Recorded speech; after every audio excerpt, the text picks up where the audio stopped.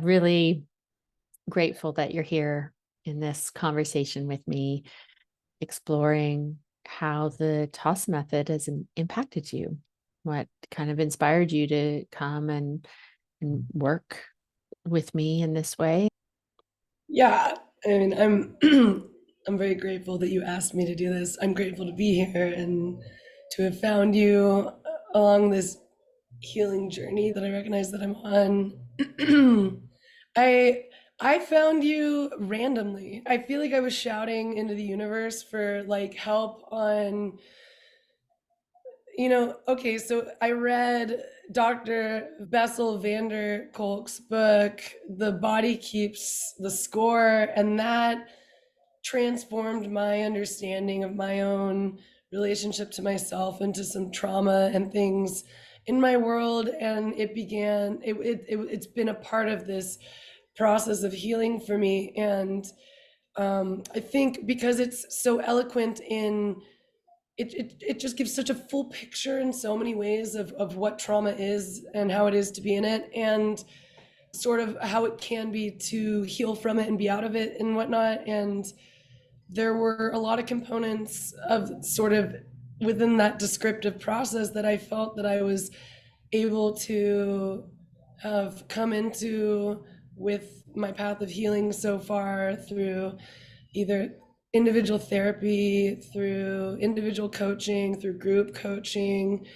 through learning from that book, and just these different things. But it all brought me to what felt like this pinnacle of a certain amount of understanding here, but like so much that hadn't happened with this part. And if integration is that process in the word for what needs to happen next, I was in a moment in my life where I really recognized I was in need of help Mhm. to be able to integrate.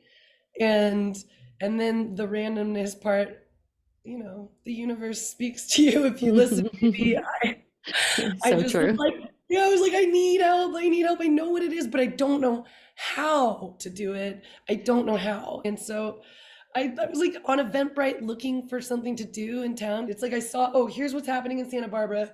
There was like a goat yoga or something. I was like, oh, that's kind of fun.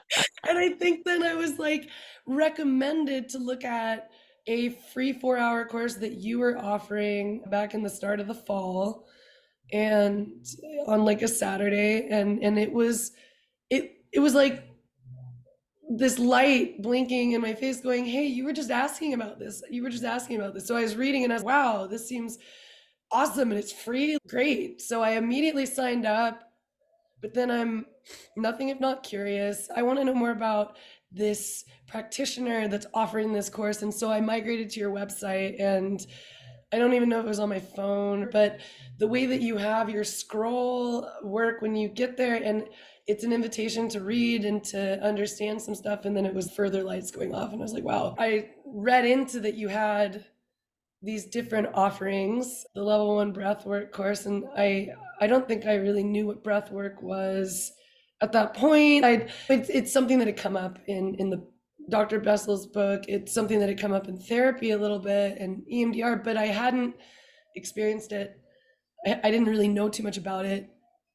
I just was curious about you, and I signed up for the one-on-one with you because I wanted, this sounds really intriguing. I'm curious, but let's find out more. I haven't done this course for free even with her. Am I really going to just jump into this paid course? Because part of me was like, yes, yes, yes, yes, yes, everything's like, yes, yes, yes, yes, do it, do it, do it, do it. And I was like, okay, slow down just one moment. Let's just make sure this all feels congruent with the journey.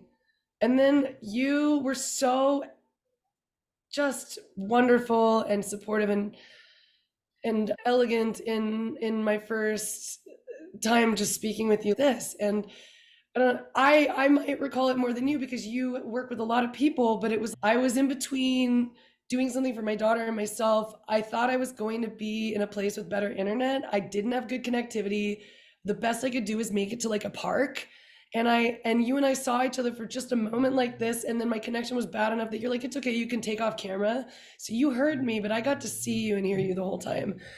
And what should have only been about a 30-minute support session, you just willingly gave minutes to an hour of your time. And I had so much emotion, and I got to tell you a lot of my story. I have complex post-traumatic stress disorder from my childhood and losing my mother at a young age to cancer, and her battle even before that with cancer up to that point, and absence of the home and all these things. Right after that, I literally went and bought the course. Mm. I signed up right away, even though, again, now I still haven't taken that 4 hour free workshop with you yet, but I just felt so compelled to do it and spoken to. And it was all these answers to all these questions that I had just been pleading to, like, the ethers Mhm. of the universe. Like, how do I do this? How do I do this? And then it was, here's this supportive process that exists as a means for doing this. Yeah, because that course was all about integration and embodiment. Totally. And And it's like I knew enough from reading this book and stuff that I knew some of the terms. I knew what I was seeking to a degree, but not mhm. really. I was kind of just shouting into the dark and hoping Yeah. light would present itself, and that's what happened. And I'm so grateful that I did, because the course, the More Than a Breathwork level 1, has been so much more than I could have known to expect or hope for. I've told a number of people in my life, like close family members or friends and stuff, I'm like, the role it's played in my current iteration of where I'm at in my needs of my healing process, it's just been the most monumental singular thing that I've chosen to do, besides just read that book, or besides recognize that, wake up, something needs to change in my life. Those are big moments too. But this course has given me just many tools and the ability to slow myself down and really be a bit more authentic in my presentation of myself to my world and those around me. It inspired my husband to start to do his own work. I don't think he's someone that had considered that there was work to be done. He's very successful in many ways, many aspects. Of the way that I've described it is, when you're on these journeys of healing, it's an invitation to get to really start to live in your own light, and then it becomes this illumination that others can see or feel or experience too, and then that becomes an invitation for anyone who's drawn to it to maybe do their own work. Mhm. Maybe not, but that's all it is. For me, being in the group setting is just immaculate. Having these other, I've said it many times, I call it mirrors held up to me by these other people who might be halfway around the planet from me, might be 20 years different in age than me, maybe I have more kids than me, whatever. We have different experiences of life, and yet there's so much that feels so similar, and you feel so seen, and that understanding and that feeling of being heard and seen and what is, it's invaluable. It's amazing. Yeah. It's that safe container, that safety to heal in, and to see that you're not alone, to start Mhm. dismantling some of the narratives that maybe you didn't even realize that you had. Yeah. And it's such a powerful thing. I mean, it's why, it's one of the steps of the TOSA method, that conscious support and conscious community. The idea of safety. Healing doesn't happen unless we feel safe. And safety isn't there unless those holding the space have met the depths of their own pain. Not that there's no, we're healed and we're done, but there's a point of no return, or there's a point that we cross where the level of presence and the level of work that we've done just is an offering, like you said, like whether that was this work in these 12 weeks that you've done, that just now you and your husband just attended the Creating Radically Conscious Relationships, like this really opened the door for him to step in a whole new way, because we feel it. And it's nothing that we can intellectualize, like you have talked about. We can't intellectualize our emotions. We can't have enough understanding through a book or a podcast or a course that is in that capacity, but what does it really take to fully integrate these parts of ourselves? And there's these subtle layers and parts and pieces that have to all be there together. Otherwise, we're still stuck in that cycle. Yeah, I really see you for being here and doing this, and what you have It's the brought uh, to it and gotten out of it. the Mhm. awareness. It's that profound sense of awareness that keeps offering more and more, because the awareness gives me all of these insights into how I can impact my own world and have so much more power in it, get off of the hamster wheel of reactivity and into the zone of more collected calm and being able to respond. And that's a real freedom feeling when you haven't known that you're living in constant reactivity. And I think even one of the more impactful individual sessions that we did along the 12 weeks was it was that there was like there was three zones. There's like, and two was being in very reactive zones and one was actually responding. Mm, Somehow up until that moment I just had not contextualized for myself that I was actually almost constantly in one state of reactivity or the other, like in a teeter-totter of just reactivity all the time. mhm. And recognizing that I actually could get out into a territory of more responsiveness through all of these different steps of being much more aware, much more conscious, and taking radical responsibility for myself and all that. And Yeah. changing my roles, changing my narratives, and changing my relationships to my roles.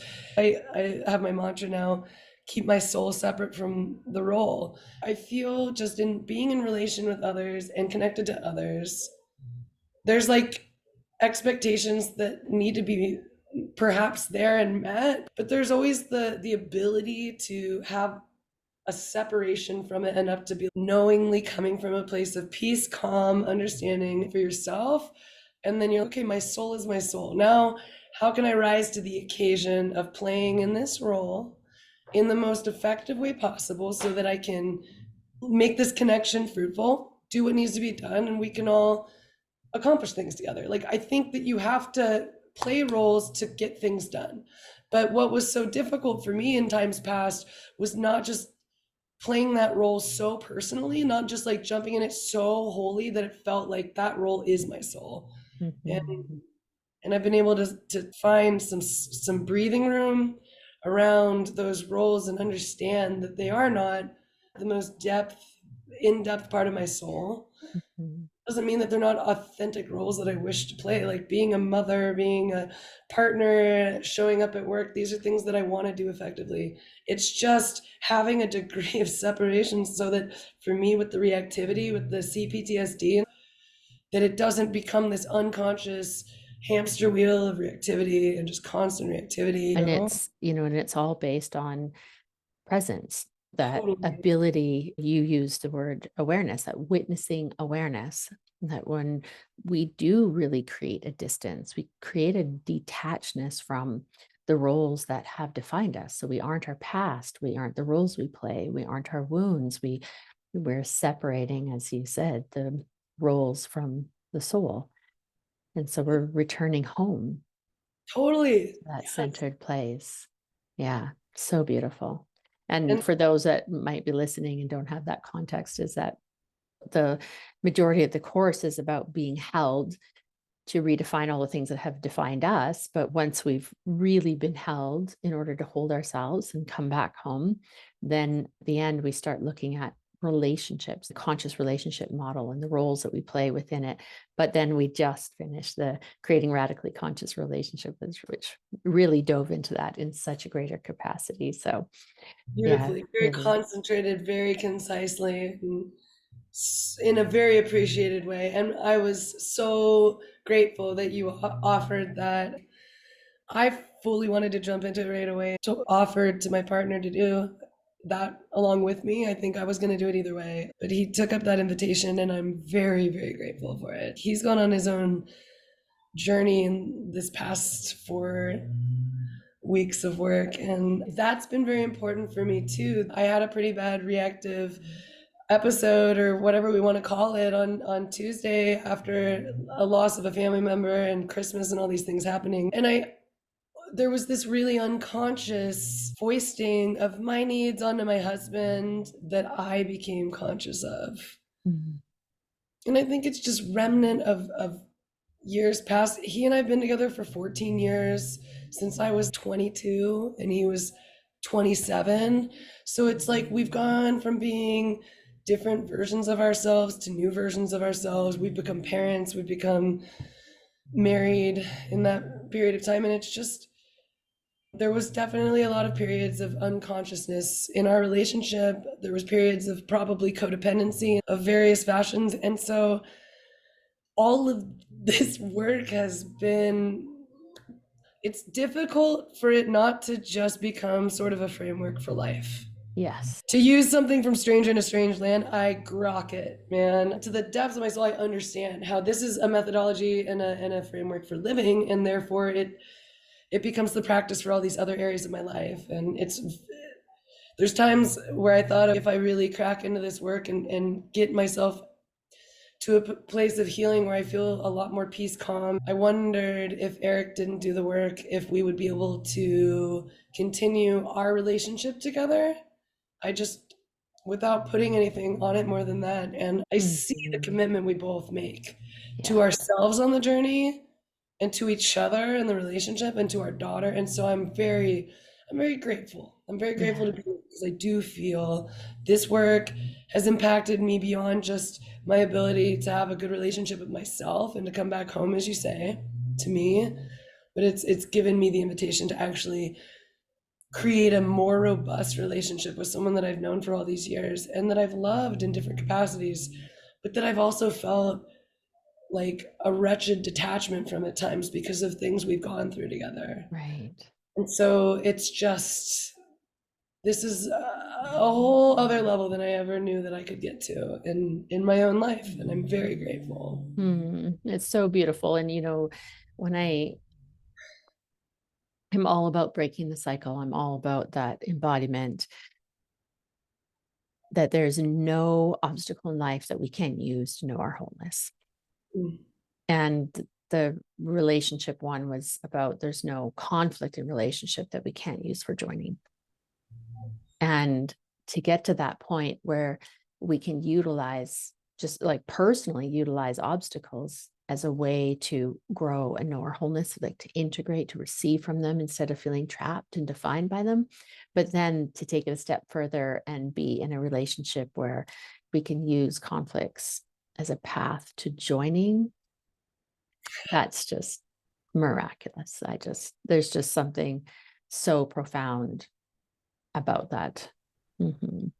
In the most basic way possible, it's like falling back in love, Yeah. because really I'm so appreciative of how it feels for myself to do this work, and I'm so proud of him for wishing to do it for himself too, but for us too, because it's, if we all don't see the roles that we play when we're in relation with each other, there is disconnect that happens, Mhm. because somebody's going to be the victim, somebody's going to be the martyr, somebody's going to, Yeah. it's And then the, the impact on your daughter and the impact on my is daughter. Yeah. as a result. And there was Mhm. like definitely a moment where Eric and I both, before we got to this point where I'd say we are like right now, present today, we both at least recognize that like the most important thing to each of us is her not being impacted in, or being least negative impact possible on our daughter. How do we create the best possible situation for her to grow up and just be herself? How Yeah. do we do that? Is it together? Is it apart? And there was like a very painful thought that maybe it has to be apart Mhm. for a time. And I can say that I do not feel that way. There's just not a world where I would prefer to be there. Yeah. No, where he and I both sat here at different points earlier when we were in the final session for the conscious relationship. And there are some people who are consciously uncoupling right now, and you yourself have consciously uncoupled. And he and I really were connecting. And I feel very deeply for these people, and I'm very grateful that we're at this point where we feel that we are able to pull it Yeah. together, to connect and to repair, and to not have to go through the kind of levels of heartbreak and all of all that it is to Yeah. have to consciously uncouple. Is I am it's a real so loss. for, even though I have uncoupled, there's no part of me that actually believed the grass was greener on the other side or wasn't willing to go through all of the muck, because the grass is greener where we water it. And there's, children, the benefit of children and partners that stay together, that can lean in, that have these tools. There is nothing sweeter and nothing more profound. And my husband just wasn't willing to do the work. He just had some places he struggled so deeply that he made the choice not to. And every day he regrets it and wishes it was something different. But one of the things about conscious relationships is they aren't one-sided. Not that everyone even needs to do the deepest levels of work, because depending on their attachment to the roles, whether it was just like innately within them, or whether they had a certain bonding or a role model in their life, might not need deep work in order for that to happen, but they still make a choice. And to be conscious, to take that ownership, to act in loving, kind, compassionate ways, to find ways to join, that would be my wish for everyone and every child on the planet, is for both partners to choose that. It's I hope I look back in the future and go, what a gift Yeah. we gave to ourselves, and what a gift we gave to our daughter to be able to do Yeah. this work and impact our lives in this way. Yeah. Mm-hmm. I I feel it. I feel it Mm-hmm. too. I feel Mm-hmm. it, and I'm a very intense person. Okay, I said, well, that's a PTSD thing, fine. But you know what? Others are feeling the impact of the work too, and they're expressing it to me. That's fucking cool, It man. really is. Because it's not like sitting there going like, people give me feedback. How is it going? How would you say it's going? They're just feeling the impact and Yeah. Yeah. expressing. And when we live in that embodied way, when we're doing integrative work, we can't help the people. It's just is, they feel it. Nervous systems regulate off of each other. It is a felt experience. It's not an intellectualized, learned thing.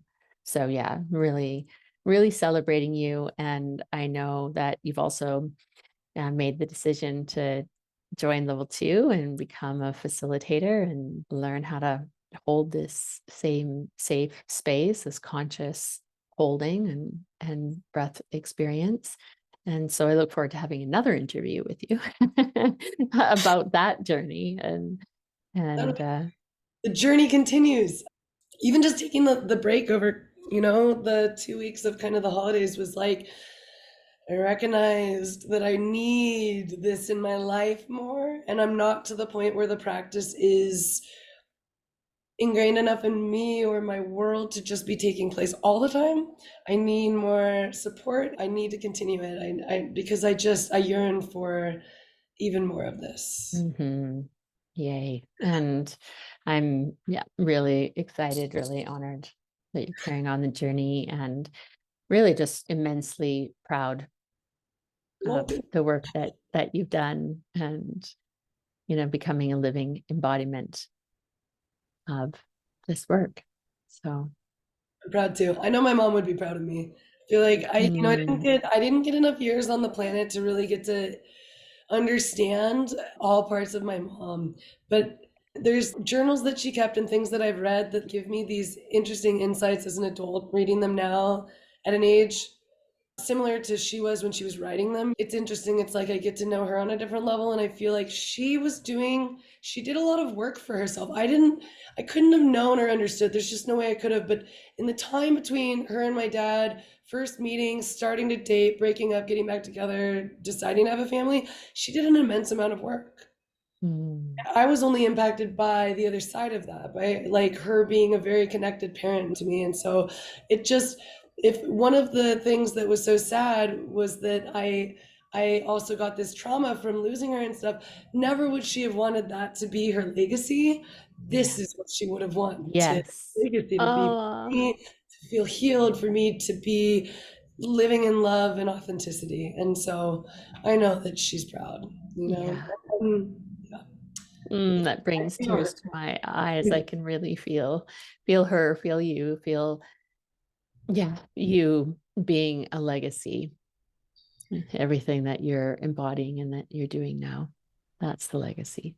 Mm, so powerful, Brie. it's great. Yeah. Great. Thank you. Thank Mhm. you. Thank you. Seriously, thank you. Thank you for finding your path and your way and for offering it to others. Mm, 'Cause I don't know how I could be where I am right now if it weren't for the impact that you've been able to play in my life. So thank you. mm. Thank you.